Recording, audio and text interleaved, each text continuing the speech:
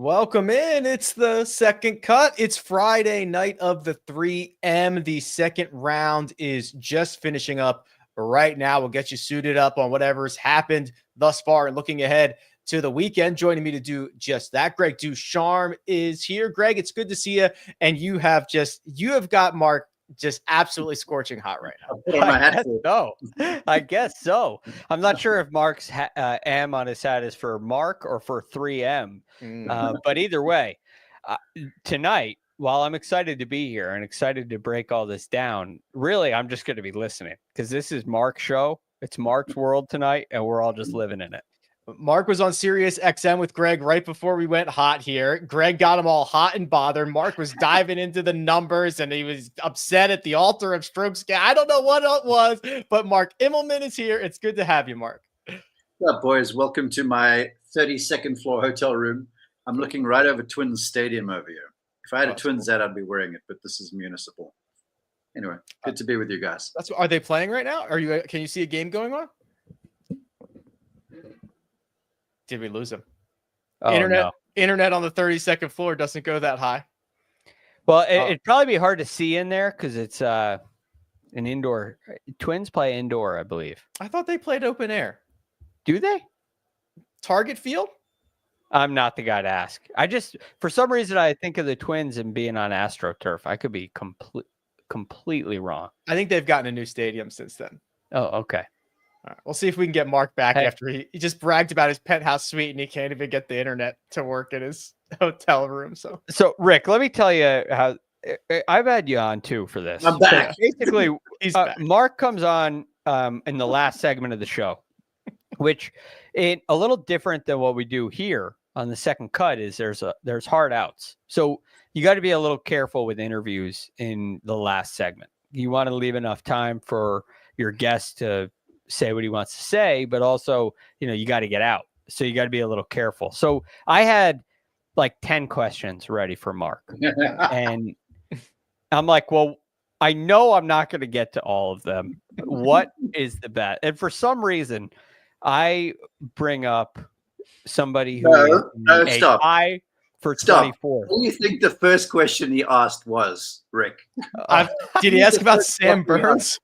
Of course, he asked about Sam Burns. Yeah. First and foremost, Sam Burns, who is even worse. So I asked Mark, of all the players on this leaderboard, I asked Mark about the guy in tied 32nd. And I eventually get to the guy. This is the one that really got him hot and bothered. The guy that's in tie for 24th in Max Homa. And this is why we are where we are. All right, Mark, which one do you want first? You want Max Homa or do you want Sam Burns? Let's go Max. Right. Let's do Max because I've got second cut tribe. I don't often make notes, but I made notes for Greg's show. That's how important it was. See, so I made some notes. All right, Max Homa, a 66 in the opening round, followed up by a 68 today. He just closed it out. That is 8 under for the tournament. He is safely in the cut line, which is -5. He's going to be in a tie for 24th going into the weekend. And it also comes, even though he hit his approach into the water on 18, he ends up making bogey there, Mark, but you were able to lay eyes on Mr. Homa. What'd you see? I saw a guy, and Greg actually asked a really smart question. He was like, okay, this is Max. This is what the numbers say. If you were his coach right now, because he's changed coaches, he's changed clubs, there's all this change this year, changed manufacturer, apparel manufacturer. So it's all sort of new stuff. What would you say? And my initial response was, to me, the honeymoon period of the coaching thing is worn off now. And now we're into like the real nitty gritty of it all. And I've watched him gain traction here since maybe Detroit, I think it was. Then at John Deere, he looked solid for a while. He was in the mix there. He was near the final groups. Then Barracuda, he was obviously in the mix a little bit there coming down the stretch. And then, of course, he hits 18 of 18 greens in regulation yesterday. First time he's ever done that in his career. And look, that's just a number, okay? Because for golfers like this, it's not that the ball ends on the green. And I've said this with Morikawa and people. It's not where it ends, it's how it gets there. That's the thing, the windows they hit it through, how it's bending, the trajectory it's on. That's how these guys operate, because That's how they control the ball and how they will get some semblance of control of the ball when the wind's blowing and stuff. And so if he hits 18 targets in regulation, this is a thing. And today it's 14 of 18 targets. And I watched him. I went and watched him play a little while. And for the 4 or 5 holes, 6 holes, whatever it was that I watched him play, he had everything on the button every single time. And off the tee, when I was following him when he was at his best, he had a fade shot that he could basically bank on off the tee, and it was long. And he had the same thing going on right now, and he had a number of iron shots that were in there to makeable range and just didn't make anything. And so my response to Greg was like, I'm saying to Max, look, big guy, you've got your feels, you got some direction. Yes, you rinsed your second on the par 5 on the final hole, and that stings. But the good news about this was he stepped up and hit the next one right into the heart of the green.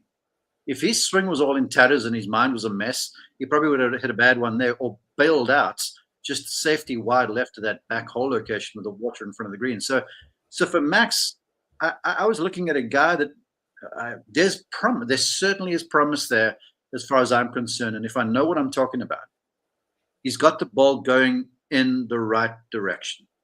And now if he makes some putts on top of that stuff, then he can do something special. Heck, he was way under par after round 1. It shows he's capable. Today was just one of those days where I thought the afternoon also was a little tougher than what the morning guys had it. The finishing stretch, Greg, and I agree with Mark that, the eye test on Max Homa looks way bad. I mean, he was in the doldrums. He was lost. He was standing on the putting green, holding his putter, working on his driver swing and the feels of it. I mean, it was not good. He threw darts on 14, 15, 16, and 17. Did not make any of those. They were all very good looks before making that bogey on 18. It feels like Max Homa is incredibly close to being back. Yeah, I mean, you even go back to that John Deere Classic. I was looking at some data. For some reason tonight we're all diving into the Max Homa data, which is just so funny that of all the guys that Mark could have a note card for prepared, it's Max Homa who's in 24th. We didn't talk about Max Homa. Just ironic.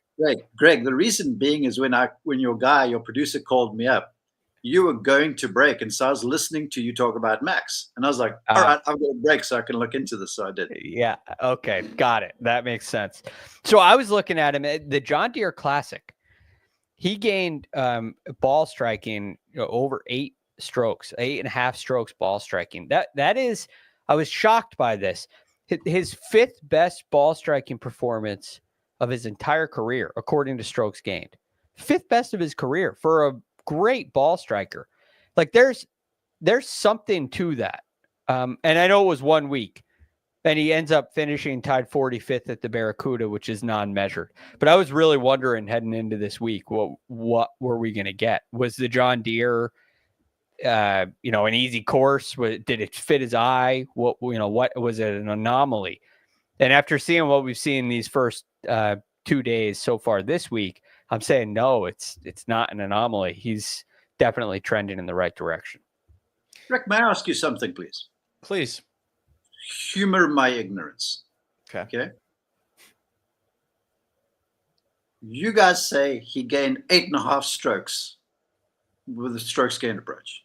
Mm-hmm. Who's he gaining that on? Who is he gained strokes on?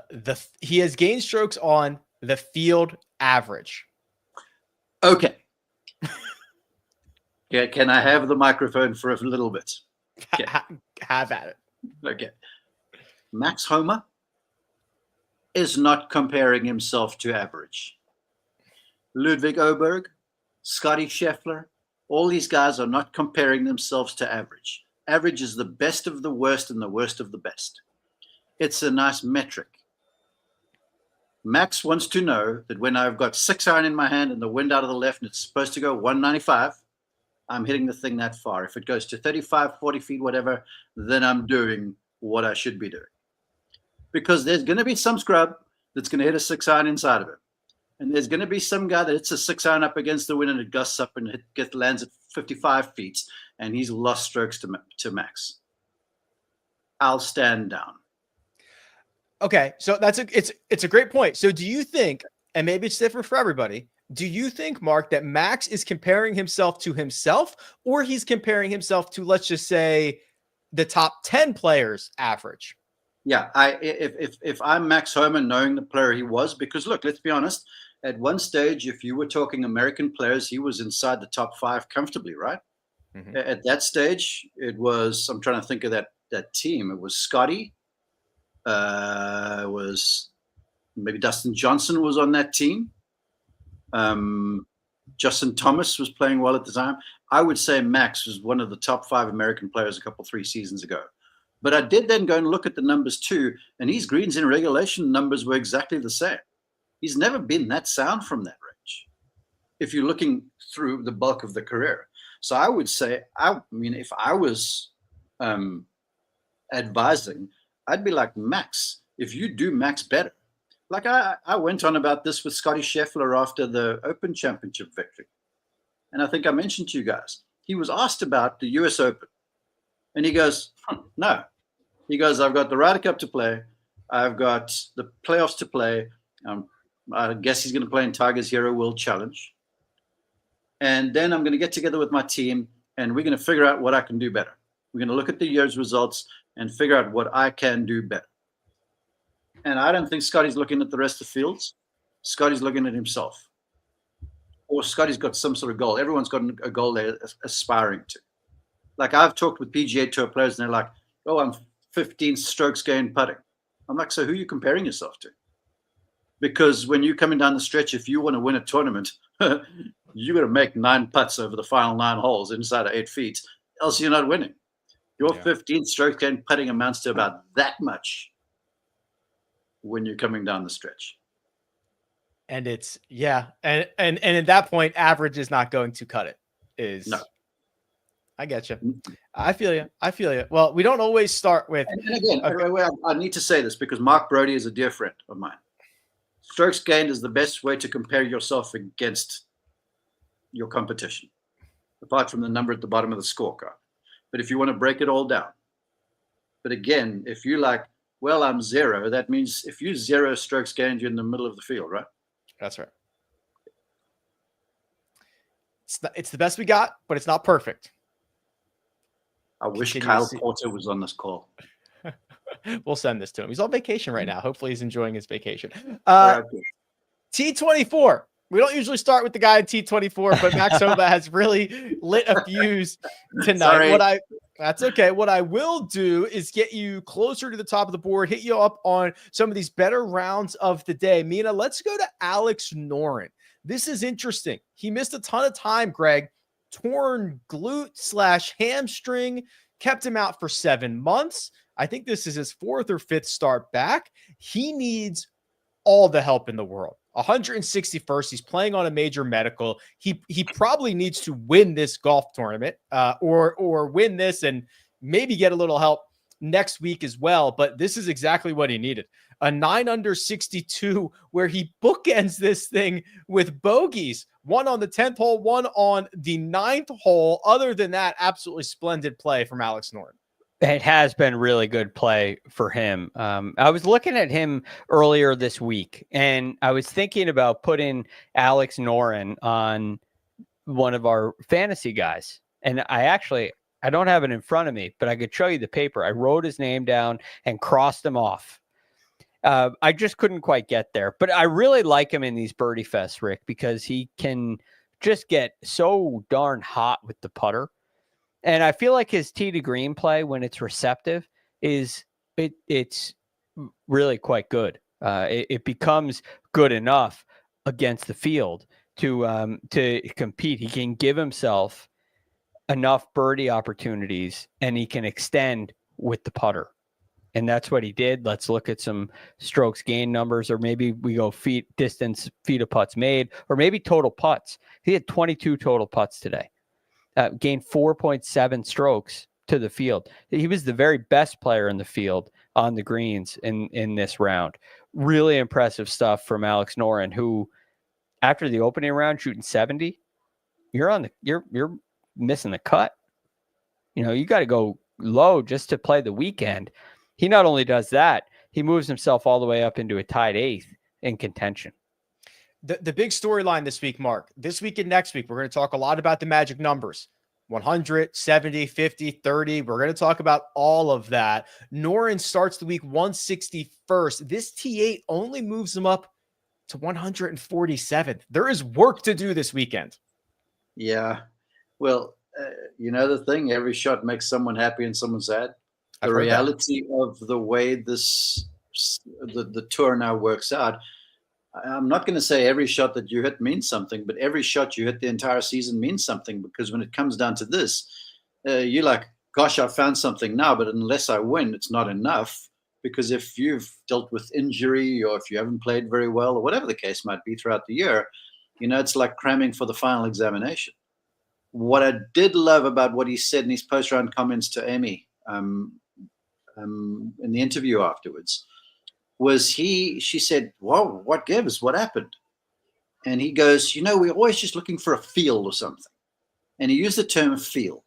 And I was like, that is about the most true statement I've heard from a PGA Tour player ever. Because ordinarily they'd be like, yeah, I've been working on some things. Listen to how many times you've heard a player go, yeah, we're working on a few things. He's like, honestly, I'm just searching for a feel. And I found something. And now I'm sure he's at dinner this evening going, yes, I found something. Now this stood the test of time. Now we're in position to perhaps do something special and turn the season on its head. Maybe not, but at least there's a glimmer of hope. Because for Noren, there's hope. For certain folks who miss his 5 under par cut, there isn't. You look at Keith Mitchell, for argument's sake, who missed the cut 3 under, and now he's dropped outside the 70. So he's going to have to play really well next week and maybe have someone do him a favor or two. So for Noren to say, man, we're all just looking for feels, and he found something. He didn't say what it was. I wish he did. But I thought that was really cool insight from what these guys are trying to do every week. They're on the range, and they could be doing the same stuff in their golf swings and stuff, but it just feels different because of whatever. And this was really cool to see him pull through with 62, almost at the death, because if he misses the cut this week, then it's like, they're reading the final rights, basically, huh? Yeah, indeed. The pastor has pulled bedside at that point. Well, that 62 is the round of the day, 2 shots better than anybody else. There were a trio of 64s, and Mark, I'm going to take this right back to you here because I'm going to give you the most notable 64, and it happened early on Friday, and it was Sam Burns, who birdies 4 holes on his front 9, and then he puts an exclamation point on this round, holing out for birdie on number 9 from basically the water to rebound after a very slow start to this tournament. He's now 8 under par going into the weekend. I wish I could share my phone. What you should do, Rick, hey, Second Cut listeners and viewers, if you want to pay extra for like VIP Patreon thing, you should, because then we'll let you see our text chat. That's too expensive. Into the group chat. You can't afford that. You can't afford it. We're going to lose our jobs if we can let them into the group chat. No, but look, I'm happy about this. And the reason why I went off on yesterday was after listening to Greg's very insightful argument on Tuesday night. I'm like, I'm doing this. I'm like, you're changing me. And so I've got a little game with a few folks, and the game's for pride, right? And I'm like, who you picking tomorrow? This is Wednesday night. I'm like, I'm going Sam Burns. I've got Greg in the back of my head.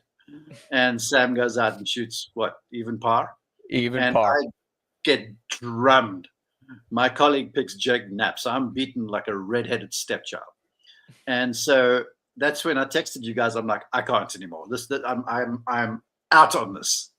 And then ranting and raving about Sam Burns laying an egg. Yeah, well, it's pride. And look, I'm entitled to. I love Sam. Sam's a hell of a player. But like I was saying to Greg, the 64 today, he showed his class. But again, Sam Burns is not a shoot 64 to get into 34th guy. Sam Burns should be one of the he should be one of the guns in Keegan Bradley's holster. He's having to play his Louisiana booty off now to try and make the Ryder Cup team somehow. So yeah, so on our group chat, folks, I'm watching golf on television en route from Atlanta to Minneapolis, and I scroll down my leaderboard, and there's Burns 3 under 3-6, and I actually laughed. And then I sent a text to Greg, who came back with some motivational words or whatever it was, and I was like, whatever, no, I can't. But in the end, you pitch in on the last 12 from in the rough for 64. That's a good day, Sam. We need 2 more of those, please. We need 2 more. And Greg, it is interesting, right? Because you've got, top 100, top 70, top 50, top 30. Burnsy's safe in all of those for now, 22nd coming into the week. But Mark's right. Burns is in that very precarious, I think he's 15th in the Ryder Cup standings. He has, I'm sure, Scotty Scheffler and others advocating for him. But this is a very deep team. Sam Burns has additional layers of things to play for this weekend. Yeah, and I'm very curious to see what Captain Keegan thinks. Because, like a top 25 for Sam Burns is, we know he's capable of that, right? When you're talking about Chris Gotterup, who's missing, 9 of 12 cuts, and then rattles off 8 top 30s in a row, it catches your attention. When Sam Burns finishes top 30, it doesn't catch your attention, right? What we want to know about Sam Burns is what happens when you get in the mix. And we've had 2 instances of this year. The RBC Canadian Open, loses in a playoff, very easy to make an argument that he should have won. US Open, gets himself in the mix, leader heading in the final group on Sunday, shoots a really high number. I know there was a bad call involved in that. I know there was a lot going on there. But those are the kind of opportunities for Sam Burns to really make his case for Keegan. And unfortunately, while this was a great round today, you got yourself into the weekend, but it feels to me like we're not going to get the look of what we need to see from Sam Burns because he shot 71 in round 1. And if he goes and finishes T12 over the weekend, you put whatever you want on it, he's finishing in top 15 this weekend. I don't know if that shows Keegan Bradley anything. Yes, I want to say one more thing, Rick, because you correctly said Scotty's advocating for him because him and Scotty are best friends. But Scotty found him a partner at the President's Cup. Okay? Yes. And that partner is not Sam Burns. That guy's Russell Henley. And he's automatically qualified. Exactly right. If you had to poll people, this to me right now is shaping up like the last Ryder Cup 4A. Remember, we were like, is Keegan going to make it? Is Keegan going to make it? And then all of a sudden Keegan didn't because the usual suspects were put in the team. I want to poll people and go, okay, I'm going to give you Gotterup and Sam Burns right now, and you, Keegan Bradley. Who are you going with? Or who are you? Or Harman and Sam Burns. Brian Harman's a bulldog at match play. He should be on the team as far as I'm concerned. I watched a thing on HQ last night where they had one of our colleagues on there who came up with a final 6 lineup that made my eyes spout blood. I didn't know where this individual was coming from. Anyway, that's just me, and I'm on a bit of a roll tonight. And I'm drinking water, I promise you. I'm with Greg. 12th isn't going to do it. He's going to finish in the top 15. He's going to have himself a decent weekend, but Sam has got to get busy over the next few weeks and start to, like he did at the US Open, get in the final few groups, get under pressure. There's this freewheeling for a backdoor top 10 thing. I hate the term backdoor top 10 because a top 10 is a top 10 as far as I'm concerned. All right. But this freewheeling, that's not the pressure that he's going to be under if he dons red, white, and blue in late September.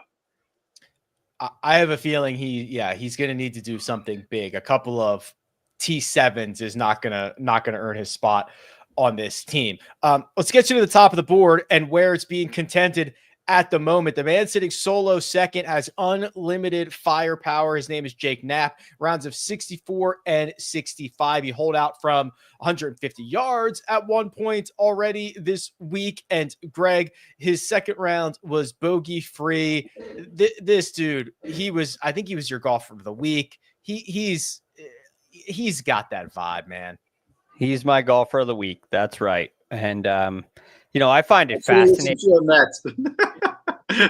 Yeah. I have him captained in PGA Tour fantasy, Greg. Oh, huge move. I captained Sam Burns. I have Knapp in my lineup. Captain Burns. Mistake. But I'll be fine. I'm winning the league. So this is what I'm thinking about coming into this week, Rick, your new data on the site about shot shapes. I'm looking at Jake Knapp. I'm looking at his record, and I see, well, he's got a couple top 10s this year. One of them at the Rocket Classic. Okay, that makes total sense. That place is built for him. Then you have the Cognizant Classic and the Players, where he finished tied 6th and tied 12th, respectively. And these are places with water all over the place. I'm not sure if it's as much as here. There have, at least in years past, been more golf balls in the water here than either of those two places. But he plays well there. And he comes out this week. He hits 11 of 14 fairways in round 1 and 2. 17 of 18 greens in round 1 and 2. This has got to be like he's just hitting his favorite shot all over the place. Low fade, stinger fade, get it in play, take the water out of play. That's why he's bogey free through 36 holes, because this has been a stripe show, and what a joy to watch. It's interesting, Mark, because when you get a guy who emerges like this, I think a lot of people just assume he's a young guy. He's like 31 years old, right? He's not young by PGA Tour standards, but young for me. Well, yeah, me too at this point. But he is certainly at the beginning phases of his career, and we're seeing this evolution a lot of it all the time in his game. It seems like he's getting better constantly. I love Jake Knapp. I really do, and I say that honestly and objectively. He's the nicest guy. He's so approachable. He is wildly talented, and it's amazing the speed he generates. Now, I want you to help me, because when I was doing my recon this afternoon before I just went and watched golf, I was driving around the golf course, and he had played in the morning, right? So I drive past the driving range just to kind of get a little look on what's going on. And there's Jake Knapp and his caddy on the putting green, and they are grinding over 15 and 20 footers. Now, I thought he made a bunch of putts today, but apparently Jake didn't think so. And I was like, this is not a guy who takes who he is lightly either. Because I wouldn't say it was the most pleasant day out there today, because it was hot, not sticky, but just hot, like someone left the oven open. And here's a guy, he's just finished with lunch, and he's out there on the putting green, working hard. And it's sort of said to me that this is not just a talented guy. This is a guy who is going somewhere, and he's going to do whatever it takes. And so I'm all in, man. I feel like this is the guy you got to stay in front of if you want to win the tournament. I tend to agree with you. He is technically not the man at the top of the leaderboard, because that man is Thorbjorn Olesen, who has not had the greatest of 2025 PGA Tour seasons. He entered the week in 129th. He had a very colorful scorecard on Friday, because en route to this 66, he made 2, 4, 6, 8 birdies, a bogey, and a double. Greg, if this tournament ended right now, Olesen would win, move up to 56 in the FedEx Cup standings. But boy, he's got some guys chasing him down. He does, but there's a great way to stay in front of them, and that is flush your irons the way he did, and the same way Max Homa did as well, minus a shot in the water. I mean, this is what amazed me about this, Rick, right? We know coming into this week that a really high percentage of shots come from 175 to 200. It's a very common proximity. He's pretty good in that range. He averages 32 feet 6 inches for the year, which is 46th on tour. That's a pretty good mark. Listen to these numbers today. Number 4, 182 yards, 9 feet. Number 8, 193 yards, 7 feet. Number 9, 197 yards, 5 feet. Those were his last 2 holes of the day. 13, 198, 3 feet. 3 feet, 11 inches. We'll call that 4 feet. 17, 179 yards, 8 feet. Right, that's 5 instances in that 175 to 200, that key range here at TPC Twin Cities. He's inside of 10 feet on all of them. What I love about this scorecard, too, that you're looking at, count the twos. There's 4 of them. He birdied all 4 par 3s today. Incredible stuff. I would add incredible. Real fast to those numbers, Rick. A couple of those came from in the rough. Now, the rough isn't like super punitive, but it's longish. And he is strong as an ox, man. This guy is a sound ball striker. I put up a video of his golf swing, which is on my list. I mean, he is just gorgeously fundamental and hits it like heavy because he's just powerful. He's got strong legs and stuff. So if he does happen to miss a few fairways, to Greg's point, he's got the chops and the strength to be able to move the thing out of the rough and still get it to targets and fit the thing inside of his 30-foot range. And if you do that consistently, that's why if you make a few putts, he's shooting what he is. He's got 15 professional wins. None of them are on the PGA Tour. He's got 8 DP World Tour victories. He's got a challenge win. He's got 4 on the Nordic Golf League and 2 others worldwide. Still looking for that maiden PGA Tour victory. But Mark, he is a savvy vet. He's been around a long time. He has helped me with the dates here because when I was teaching full-time out on the European Tour, he was coming up. And they were making – he was one of those where I'm trying to think of an equivalent year in the States where some kid comes up and is like, this kid, like, pay attention, like a Blades Brown or one of those sorts of things, or a Jordan Spieth. Thorbjorn, people were paying attention to as he joined the tour. What year was that? Because they were making magazine documentaries. He was real. He's talented. Well, I'll tell you that he won his first DP World Tour event in April of 2012. So he would have been that was 13. He would have been 22.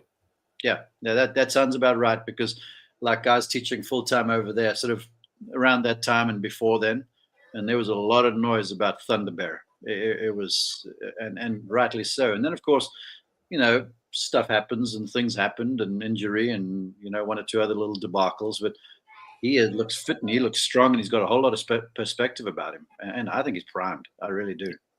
Yes, 1 or 2 other debacles indeed. Do we have the leaderboard, Mina?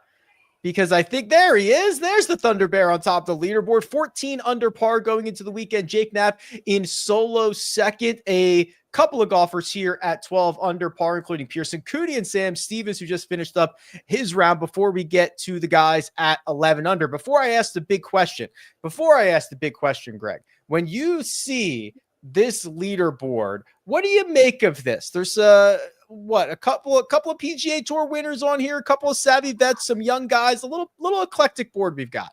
It's definitely eclectic. I see desperation.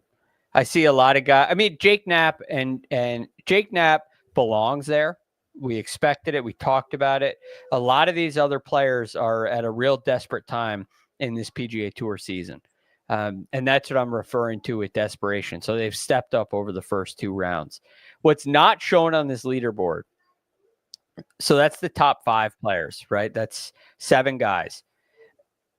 If you are at 9 under, you're in a tie for 18th.